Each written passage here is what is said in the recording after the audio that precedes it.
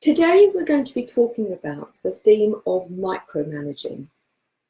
It's one of those things that so often happens within a family or within an organisation, where the person who is in charge, thinks they're in charge, starts to interfere in every little action, wants to know every detail, and gets in the way, in my opinion, when it becomes the level of micromanaging, gets in the way of people's development and progress being made. Yes. Now, before we start, I think we need to make a distinction between micromanaging and managing. Yes. Because depending on the experience of the people involved, if we're talking about a team or a business, or depending on the age of the children who are involved, or the expertise of the children or the partner or the team member, there are times when it's very appropriate to be very clear and set little steps with expectations. Yes.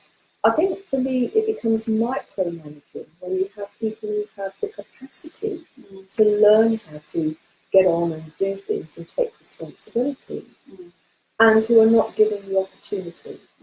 Now, ultimately, the person who is responsible is going to feel, well, I need to do everything that I can to make sure that this job gets done well. And I think it's important that I state right from the outset, I'm talking about allowing people to, and helping them, facilitating them to do a great job. But at the same time, there's a danger if you do the thinking for them, they never learn to think for themselves. Yes. And even people who have the capacity and the enthusiasm to do it, if they are micromanaged, then what happens is they think, no point, and they give up. There's an idea about learned helplessness within teams, whereby it's often because the manager is a micromanager that individuals learn to be helpless, learn to not bother, learn to there's no point aspect to it because I'll only get countermanded, or there'll be some detail that I haven't quite seen, but they will learn from it's just got to ask them. And often what goes alongside of that, not exclusively, is that if I fail, I'm going to get it in the neck, I'm going to trouble. And so, well, I'll stay safe. Because in that way, if I don't put my head above the parapet, then I can't get shot down. And there's also the slight aspect of a team member who's being micromanaged. Well, this person actually loves the details, so maybe I'll never get told off for asking details. So but whenever I have come across the phrase micromanage, either because I am feeling compelled to do it or because I am being subjected to it, it's always in my head a pejorative phrase. It's always negative. If I am going through a detailed induction that's necessary because, as you said, my skill level micromanaging, is it? Yeah, exactly. So I guess the topic for today is micromanagement when you feel that it's like annoying in some way. It's that aspect of management that we're talking about today, isn't it? And there's always a tension between the person who's being managed, view of their ability and so on, and the person who's managing. And it does require you taking some calculated risks as a manager or as a leader when you have to delegate to somebody else the responsibility.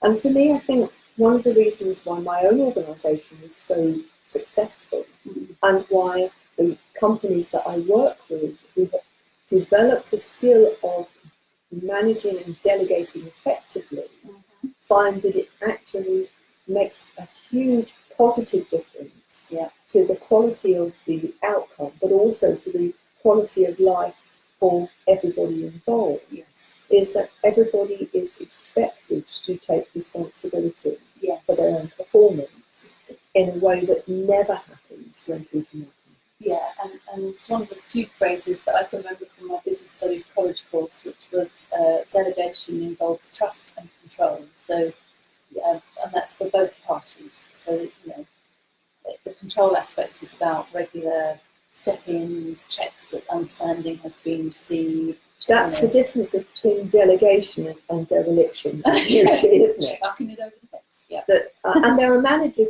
there are managers who just hand the whole lot over to people and say, get on with it. But when things go right, they take the credit. Yeah. And when things go wrong, they blame everybody else. Yeah. And I think delegation for me is a mixture of an art and a science. Oh, yeah. There are certain rules about delegation that make it possible for it to be effective.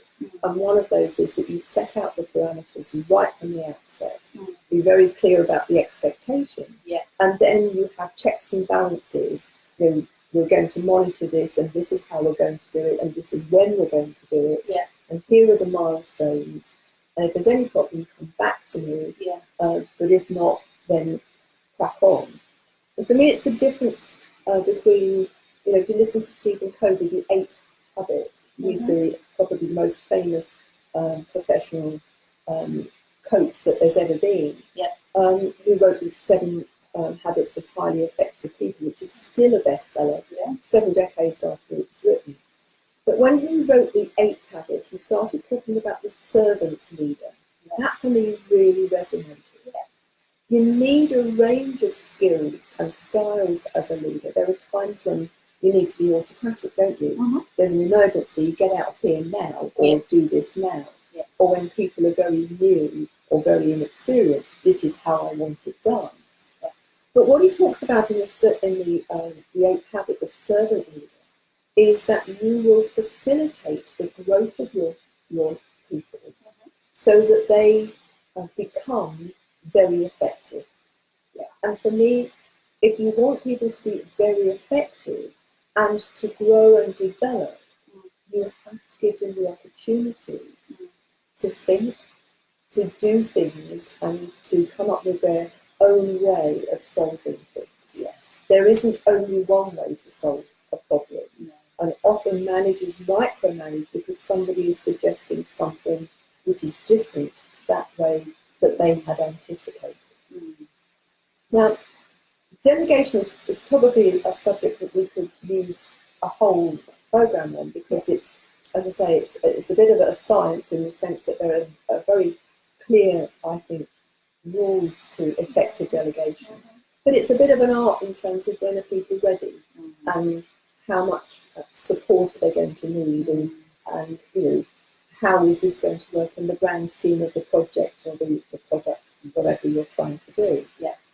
But I'd like to explore, why is it people micromanage? And this is true of personal relationships as well as professional relationships.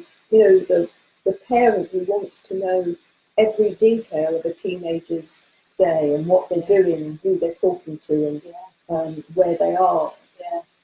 That's appropriate when they are young, but as they get older, there are many parents who still want to do that.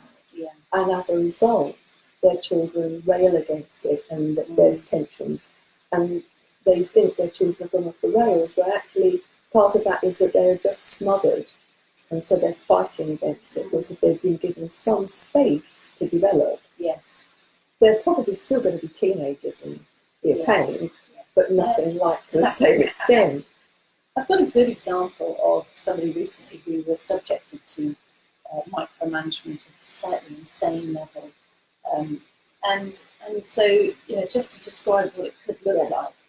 So lots of massive projects that this particular person is responsible for, and he has a boss, and his boss is actually based in America, so that's a complication because you can't sit next to the person. Time scales and distance. It does make a difference, but so lots of video conferencing, lots of teleconferencing, lots of technology involved in having a communication. But it boiled down to the fact that in getting to grips with this project and trying to find out what the scope was and trying to construct the control around the project, governance and so on and so forth, my friend is extremely capable. And he's pushing against certain sort of sore points in the organisation in doing this investigation, because he's uncovering the fact that certain people haven't really thought too long and hard about the business case and this stuff. But his manager is not helping him find a route through the organisation to find a business case, to get the objectives. His manager is saying, well, have you done the project charter? And my friend will say, yes, I've done, it's a document. Yes, I've done the project charter. Well, his manager said, well, where is it? And my friend would say, well, it's in, and then the system where they file all this stuff in. But if the manager doesn't see it on his desktop at the point at which they're having the conversation, his manager doesn't believe it's there and micromanages him around, you need to construct this, and starts to. So when we're talking about micromanagement, this particular example that I was hearing from my friend was so insanely micro that the pair of us were like, what is wrong with this person? What can be going on in his life? But he's missing, and he's a senior person in this organisation, he's missing the big picture stuff that he really could help with. And he's actually down at the level where he's telling you to do Control-Alt-Delete on a Word document. It's interesting because I, as you know, do a lot of business coaching. And so often one of the things that comes out of that is looking at roles and responsibilities and where does one role and responsibility begin and end. And ultimately, if you're the leader or the manager of a team within the whole organisation, you are responsible for everything that your team or your organisation do or don't do. But the difficulty, if you're so mired in the detail, you haven't got the time or the energy or the vision to be able to be doing your job properly. And I would ask the question of that guy, when you're micromanaging somebody that you've employed, who you obviously believe at some level can do the job, because otherwise why employ them? And we're talking about high-level staff. What is it in that person that requires them to deal with stuff? And I think the very basis of that is fear and control. And if you think about, the model of motivation, and if people are interested, you can find that on the website, genuinely-you.com. One of the biggest problems, the bottom line, it's the old Maslow's theory of hierarchy of need, is survival. And when people are fearful, often at the heart of that, more often than anything, is the fear of, I don't think that I'm safe, I don't think I'm going to survive. But that's the insanity of that particular example. Oh, it's completely insane. By not doing the job that actually he could provide value in, he's putting himself at greater risk. By being down in the detail and fiddling with stuff that is so beyond his remit. And actually, the lowest of the administrators in the company gets micromanaged by him. Just the insanity of the distraction almost that he's creating. But that's the interesting word. The safety he feels in that. It's all an illusion. And you're talking, there's two things here. There's the illusion that one is safe, and then there is the distraction from the fact that I am feeling fearful. And I believe that many organisations, particularly since the recession, have gone into a place where people are fearful for their jobs. They're fearful that their organisations are not going to support them in a job for life, which at one time was pretty certain if you did a reasonable job, you could be guaranteed a job that would go. Those days have long gone, and I think everybody in the world of work is now at some level concerned about, is this job secure? Now, the higher you go up in an organisation, the further you have to fall. Because your job is not only about the wage that you earn, but it's about the status that you have. It's about your identity for many people. And I think that what happens when people are fearful is that they contract their world to the place where they feel that they can control it. And in a way, the paradox is that the bigger the challenge that people are facing, the smaller the detail that they get involved in, because that's something that I can tick that off. I've had control of that. I can do that. Let me give you another example. I work with an organisation that was run by an amazing lady. And when she was there, and this was her lifelong passion, everybody did exactly what they were told. Partly because she was so well thought of, a legend in her own industry. partly because she knew what she was talking about. Yeah. But the outcome of that, when I started working with them, and this lady had now got too old to continue running the business, was that nobody had been brought up to think for themselves. And so it's been quite an interesting transition for not only the managers, particularly for the managers, but for every permanent member of staff, that is expected to have responsibility for what they do, but without consistently being told, do that in this way, do it now. And it's fascinating watching how some people have taken to it like a duck to water. Yeah. Other people are really resistant to the situation.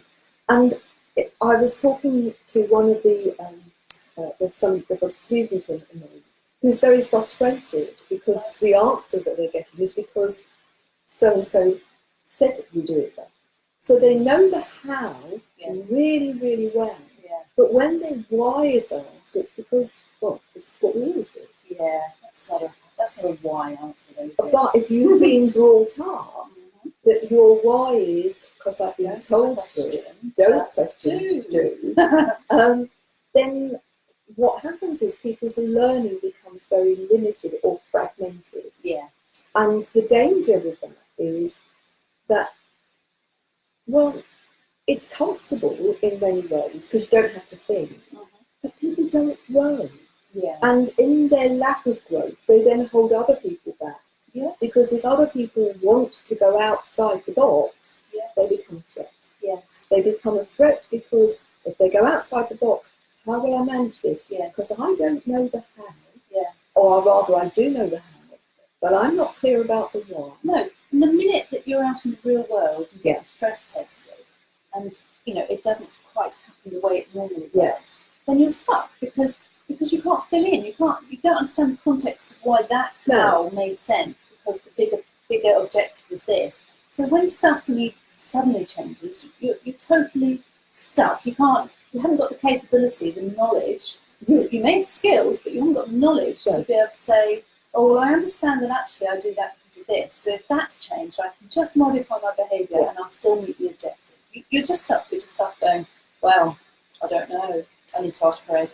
For me, this is a real metaphor for life, and for the fact that we, I believe, are on a spiritual journey, and that for many people, if I can't see it and I can't understand it in this moment, it doesn't exist.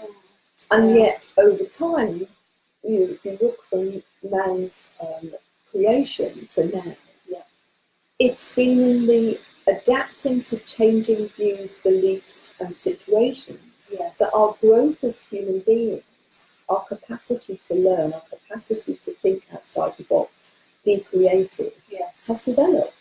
If you always do the same thing, you'll always get the same result, won't you?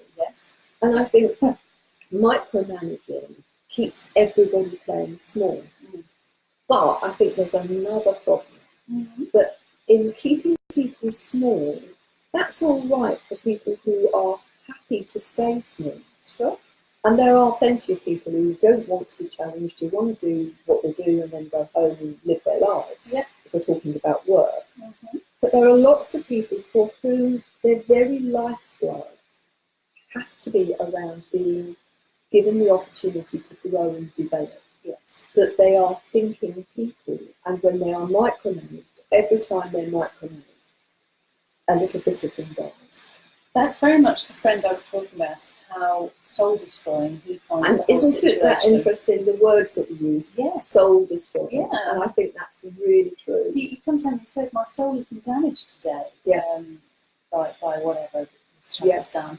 And when you look at the narrative of what's happened, nobody died, nobody got attacked, not even very nasty words were really sort of shared between them. But just the mere act of being oppressed, which is what my friend feels.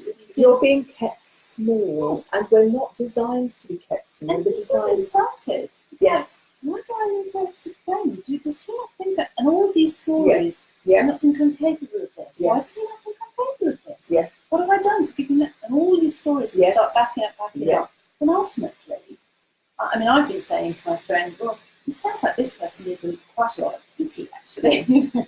Going back to the point that he's coming from a real point of fear, isn't he? And so many businesses are based on a culture of fear. And I think the fear of failure is huge. And I think for many people, they see failure as the most terrible thing. Yes. And for me, it's not that you go out deliberately to fail. We're having a culture where development has to be absolutely paramount. Now, there are some exceptions to that. You don't let a pilot, we used this example before, you don't let a pilot pilot a plane until you're pretty certain that they know how to do it. Yeah. But interestingly, a lot of their training is what do you do if something goes wrong? And your capacity to think on your feet and to apply all of that knowledge to a situation that you can never know the parameters of until it happens. Because there's another paradox, you see, that no matter how automated a machine such as an aeroplane can be, and boy, they're very clever nowadays, in an emergency situation, it actually comes back down to the human being that's been placed in charge of all of those other human beings that are sat at the back. And the paradox is that you have to be a very well-trained, structured, disciplined person, but in the moment of ultimate stress, you have to have the capability of thinking for yourself and acting effectively. And I would say to anybody who's listening to this, or who has friends or partners who actually are managing people at work, or if you're thinking about this in the family situation, this is just as true in the family situation. That if you don't allow there to be the possibility of growth and development, even though that may mean that people will get things wrong in the first little while, if you don't allow that, then you keep people contained and small, and we may think that that's safe, but actually the very opposite is true, because it kills the spirit, it kills creativity, it kills the capacity for independent thought. I remember reading Richard Branson's autobiography. I didn't get very far into the book, I have to admit. But the bit that I did read was apparently when he was 5 years old, and I can't remember where he is in the scale of his brothers and sisters, but I know he's not the first. When he was 5 years old, his mother drove him about 5 miles away from the family home, let him out of the car and said, "Find your way back, Richard." Right. Now, that's probably... not that extreme.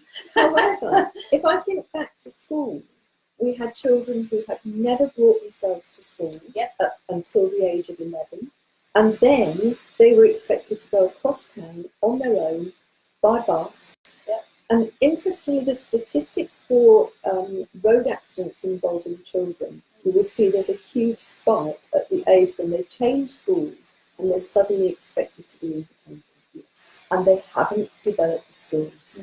And so one of the things I would suggest to parents is, leave them at the corner where you can still see them, but they can go into the gate, so that initially they have the opportunity to feel independent. Then leave them across the road, watch them crossing across the crossing, and then meet them a couple of streets away, and give them the opportunity. I mean, when I was young, and I accept that I'm getting on now, we could go out with a jam sandwich and a bottle of pop and be out all day. Children aren't given that opportunity now. And we almost are, I think, limiting their capacity to learn to problem solve, because they are always, for all the right reasons, but they are always constrained by being with an adult. And we were having a conversation about daughter, who's out today canoeing, and how do you make sure that they're safe? You give them all of the instructions, you give them all of the training, but there is a point where you have to let them go. Because as much as my my desire to mother and keep her safe, and my parenting and my control freak nature that I have anyway, beyond being able to say to her, "Have you thought about this? Make sure you do these aspects. Don't forget, this behaviour is very important because it'll keep you safe in these ways," which she all interprets as in, "Oh, stop looking, Mum, but I need to say to her, Yeah. because that's part of the delegation, Yeah. I'm handing over your Your responsibility of yeah. yourself to yourself Yeah. for a day, and allowing you to go kayaking with just a friend. Beyond that, I'm totally out of control now. Yeah. And I was totally reliant upon just a pure text to say, are you okay? And that's all I could. She didn't actually respond to me either in the moment. No. But that's all I could do to Yeah. micromanage her beyond that point. And it's a real lesson in trusting Yes. that she did actually listen to some Yeah. of the control aspects that I tried to imbue her with. So we're getting to the end of today, and what I would say to you is, if you are being micromanaged, then one of the things that you can do is to start to treat your boss differently. And it's perfectly possible to manage up just in the way it is to manage down. One of the ways to do that, I think, is by asking for questions. And maybe we could make that, the theme for another show.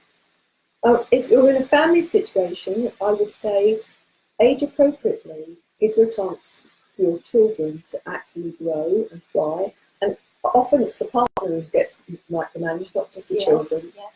And if you're a manager or a leader, I really urge you to learn the art of being a servant leader and delegating effectively. Love to know what you think. Please let us know by going onto the website genuinely-you.com. You can also find a free copy of my latest #1 bestseller, Thriving Not Surviving, the 5 Secret Pathways to Happiness, Success and Fulfillment. You can get a free digital download. All my other books and Rachel's are also available on Amazon. Thanks so much for joining us, and look forward to speaking to you the next time round.